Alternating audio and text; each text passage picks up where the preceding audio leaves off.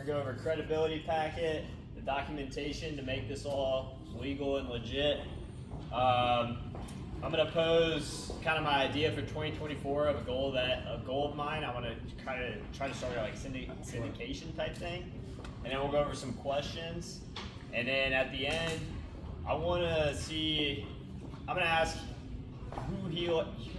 who here has a deal that they're looking to raise money on, and who here has money that they're looking to lend. So if you don't want to raise your hand, that's totally fine. I mean, most of my private money lenders, they like to keep to themselves anyways. So it's our job as the flippers to create those relationships, create that trust, and then do deals together. But I'd love to connect some private money lenders with some flippers today. That'd be awesome if we did. All right, so here's a little bio on me. I started in 2016 in Columbus, Ohio. My first year, I was strictly a real estate agent, and I only worked with real estate investors. So I did that just to kind of cut my teeth, learn about how they analyze properties. But at the end of the day, I always wanted to flip houses myself. So in 2017, I bought a We Buy Ugly Houses franchise. That's Homevestors. There's a few branches around in Pensacola. They're crushing it still. And I sold my franchise in 2021 to start my own brand.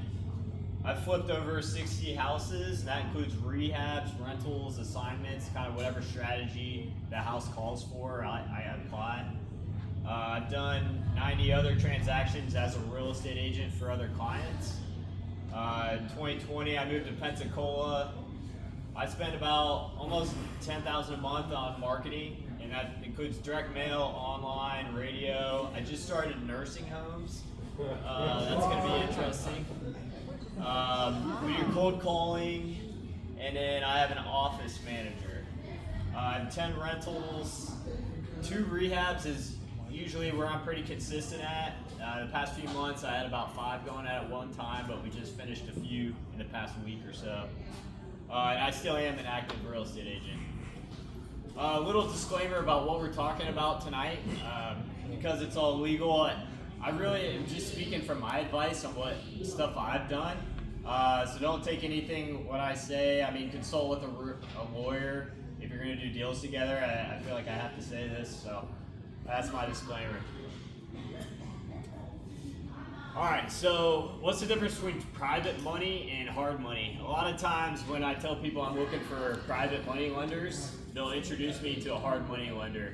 And the main difference is, hard money lenders are institutional. They do fund, the flip projects that I'm looking for, but it's not that. When I say private money, I'm just looking for that one-off person. They might have 100K cash in their bank, 200K in an IRA, and that's the person I'm talking about as a private money lender.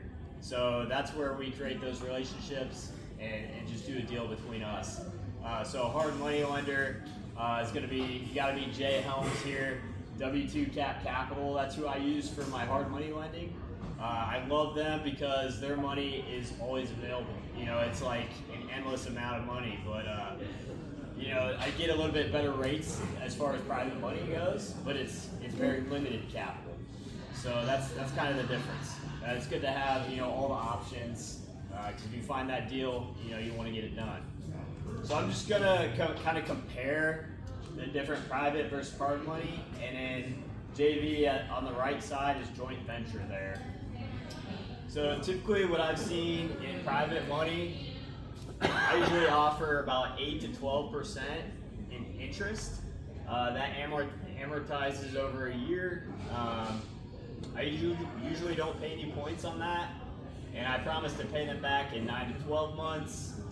The down payment, they usually fund 100% of my deal, so it's 100% of the purchase and 100% of the rehab. I pay all my interest payments at the end when I sell the property, so I don't have a monthly payment.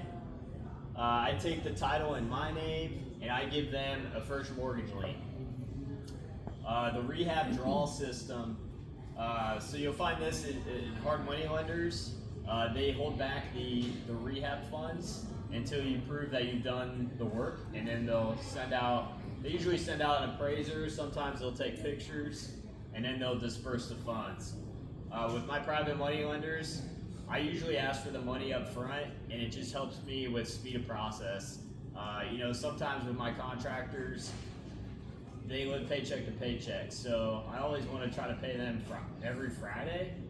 So sometimes I can be a little bit more lenient if I have the funds with me. And at that point, it's my project management skills. Do I trust this contractor enough to get the work done? Or are we going to be holding back the funds and sticking to those milestones?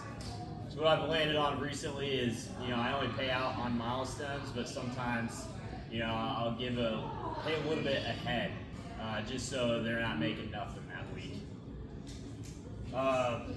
As far as appraising the house on the purchase, private money, my people usually rely on my comps because I'm a real estate agent. They'll trust my after repair values that I give them. Sometimes these sophisticated lenders, they will run their own comps, if they have access to a certain app or if they have a realtor that they want to use, and that's totally cool. We're working together on this. Closing time, it's a matter of a wire transfer for private money lenders. Unless they need to withdraw out of their IRA, it might take 3 to 5 business days. But the people I have, I usually try to keep their money working at all times. So it could be a matter of a couple days, but I usually give them a few weeks notice anyways. When I get a property under contract, I'm going down my list of private money lenders, one at a time, and asking if they want to fund the deal. So they usually have good enough heads up notice. They can analyze the deal and make sure they want to do it. But at the end of the day, it's a matter of a wire transfer to get the cash to the title company. One little tidbit in the additional info, I always pay my private money lenders a minimum of 3 months. This is like the first deal I ever did. I listed it on the MLS, and I ended up paying back my private money lender in like 15 days. It was absurd. And they lent me $100,000, and like technically I only owed them like $653. I was like, this doesn't make sense. So that's why I always pay them a minimum of 3 months in case that would ever happen again. They are making a good return on their money. So going down hard money lenders, this is a range. And keep in mind, everything is negotiable on here. Hard money lenders, I typically see somewhere between 9 and 16% in interest. Usually points are about 2 to 4. They want to get paid back in about 6 to 9 months. And they want to require you to have some money in the deal. Usually about 10 to 15% on the purchase price, and then they'll do 100% of the rehab. They do require a monthly payment. They'll let you keep the title in your name. Rehab draw system, we went over that. They'll either send out an inspector or let you send pictures out. A lot of times they'll do their own appraisal. They'll either hire a desktop appraiser or somebody to walk through the house and just double check what they're buying. Closing time, 14 days is usually what most can get it done in. I gotta brag on W2 Capital. They closed one in 3 days for me. I don't recommend it. I had a private money lender lined up, and then they backed out. So I had to go with W2 Capital, and they saved the day. It was awesome. We only do that for you, Mike. I should have said that. So additional info, usually hard money lenders will have a website you can apply on their website, and they're going to run a background check on you, just make sure you have good credit, stuff like that. But like I said, when you get in tight with them, it feels like you have an infinity amount of funds to leverage from. Joint venture, this is another form of private money, and I recommend this on your first deal or maybe your first 3 or something. This gets you in the game, and this would just be, instead of the private money that I have on the left, where that person is basically just a bank. A joint venture is a true partnership just on that one project. We're not joining our LLCs or anything, but we are working together. So typically I like my partnerships to do a net split of 50%, you know, especially depending on what you're bringing to the game. Neither one can do it without the other. So I love 50-50 partnerships whenever I can. And so this is less structured as a bank loan. So there's not going to be any points, you know, the payoff period. You know, sometimes I've seen where they'll be like, hey, if you don't get this project done in 9 months, we're going to start charging you interest on your half. So that's negotiable, I guess, but you know, if you're a joint venture, you're in it together. So down payment, usually your money partner will fund everything, no monthly payment. The title ownership, I usually would suggest the person lending out the money to have it in their name. That protects them, or do both your names in there. So rehab draw system, it's kind of the same. Typically they're going to be more involved. They might stop by the property, or they might be good with pictures. Appraisal is kind of the same as private money. You'll do your own due diligence through a realtor, CMA. Closing time is simple wire transfer.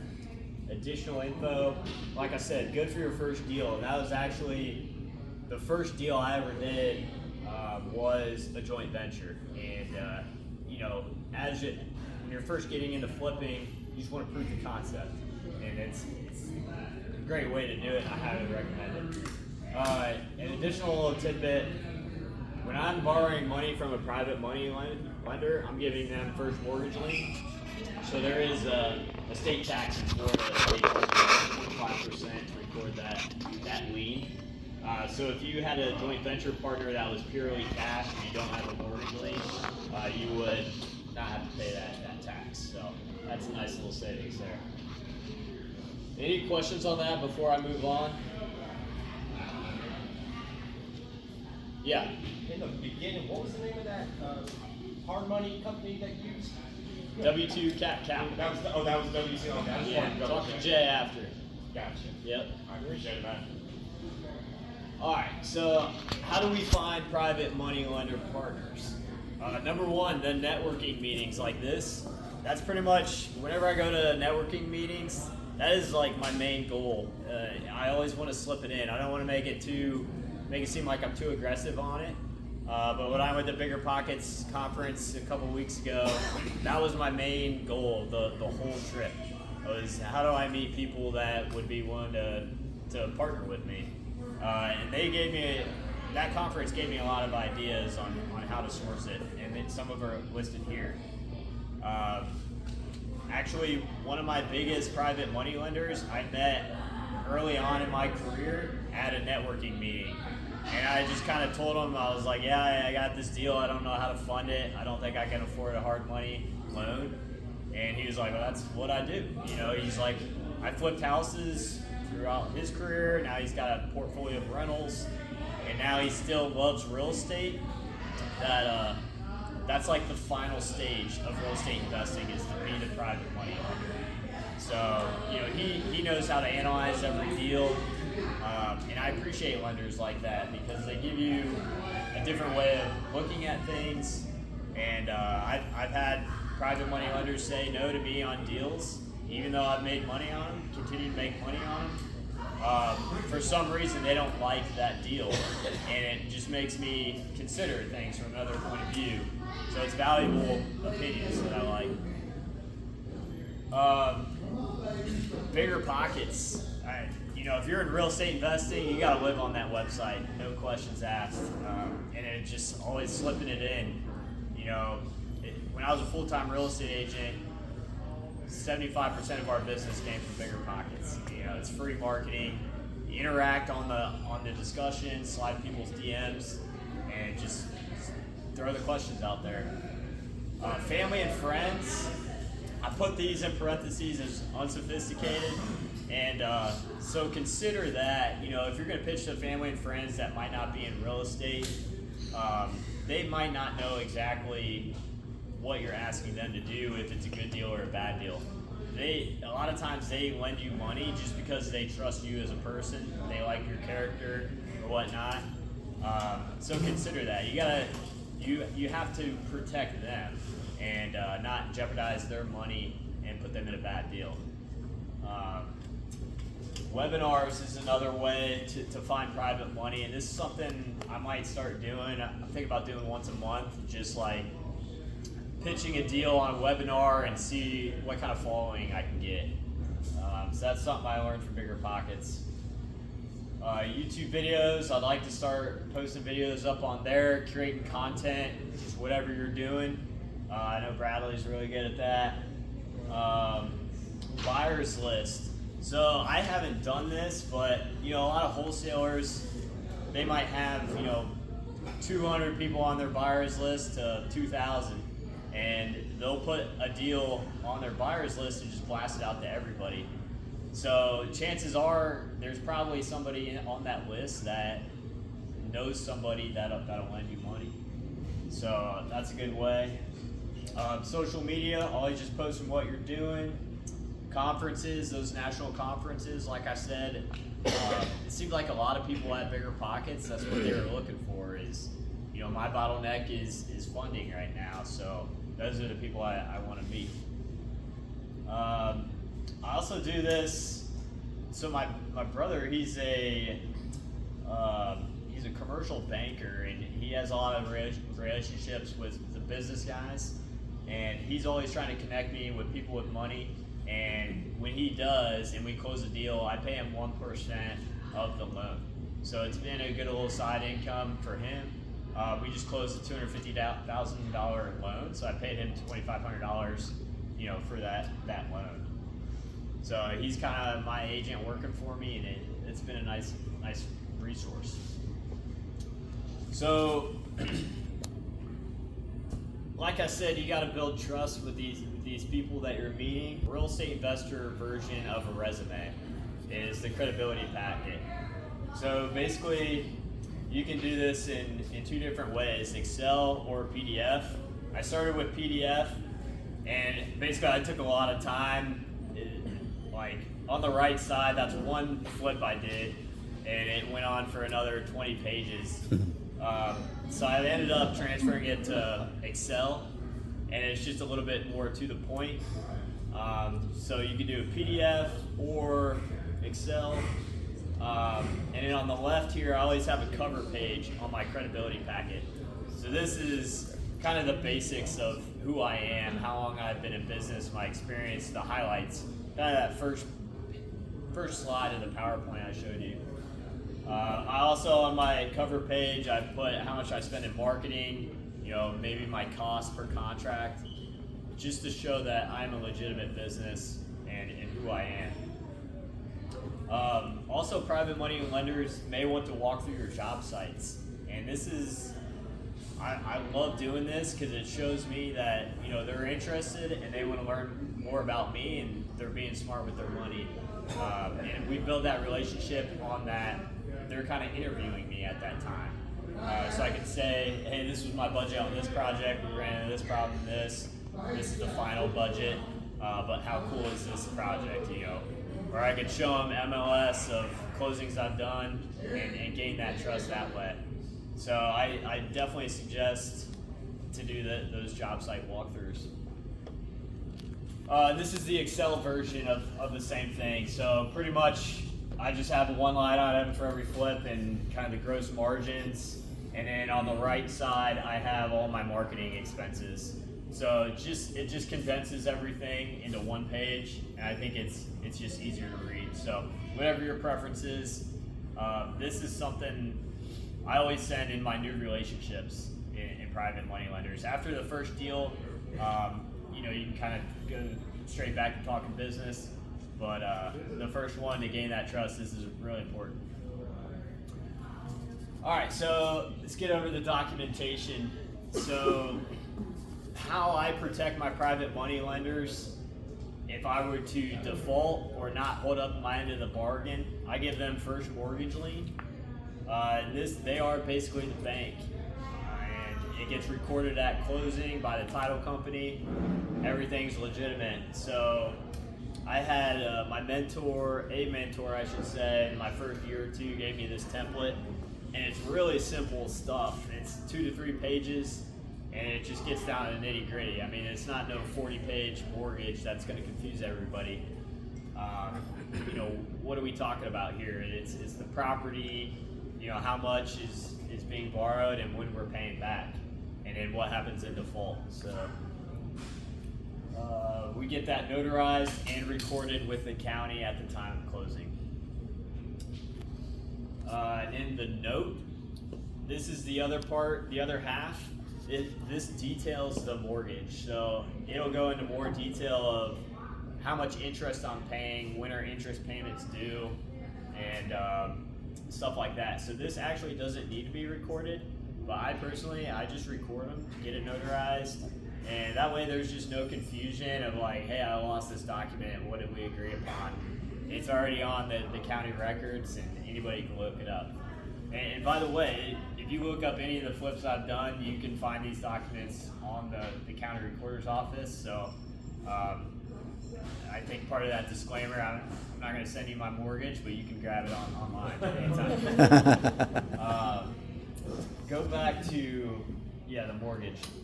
One thing I was thinking about that I left out of here is typically I've always done one person as the private money lender as 100% of the mortgage lien. But one of my big private money lenders, he started doing this a year or two ago, where he brings in 20% of the deal, and then he has another person fund 80%. And the way he writes his mortgages is it's still one mortgage. He owns 20%, the other person owns 80% of the first mortgage, but he's able to leverage his money, do more deals, and then everybody still has that safety net of being in the first mortgage lien. So it made me think, you know, a lot of times people ask me like, hey, I have 25K, can I invest with you? And I've always said, no, I can't, you know, I need like 100K to do a project. But it had me thinking, like, if I had 4 people at 25K, you know, we could start doing some business, putting everybody together. Everybody's in first mortgage lien. So that's a way around that. And then, by the way, your notes can be different per lender. So like that guy that does 20% of my mortgages, he gets paid a higher interest rate. He has another fee because he brokered the deal essentially for his other people. So it's just another way for him to make money. And I'm happy to pay it. You know, it multiplied his $1 million to what, 5 million? So, you know, it's good to have a partner like that. Must be nice. Yeah. All right, let's move on. All right, so this is my goal for 2024, and I'm trying to navigate the legalities of it, but I just kind of wanted to throw out there if anybody has an idea or has done this before to teach me or something. I'd like to get people together and get like $1 million as kind of a syndicate of just funds that we could access to buy flips. I feel like my deal flow is pretty steady, usually buying about 1 to 2 houses a month, but I foresee my bottleneck is the funding. So, you know, with private money lending, like I said, I usually don't do a down payment. I don't have interest payments. So it's really just the deals that I need more of. You know, if I was going hard money and I had to do 10% of every deal and I have, you know, 1% of the mortgage every month, at 10 deals, you know, I'm paying out 20 grand, 30 grand in interest a month. So I gotta have a lot of capital to back me up. So that's my goal for 2024 is to figure out kind of a syndicate fund. And this is kind of my idea is that pay 4 to 5% interest at all times. But when we invest your money, then it goes up to 8 to 10% interest. So that's what I'm kicking around and trying to figure out. All right, move on. All right, any other questions? That's all I got for you. Yeah. What you were describing in the previous slide, like pretty much your own elite, like real estate investment fund. Yeah, I mean, I'm trying to figure it out, but just putting the questions out there, and yeah, that's why I love to just have that fund available and just then I just need to focus on buying houses. You know? What would be the frequency of the 4 to 5%? Like I said, I buy about 1 to 2 houses a month, so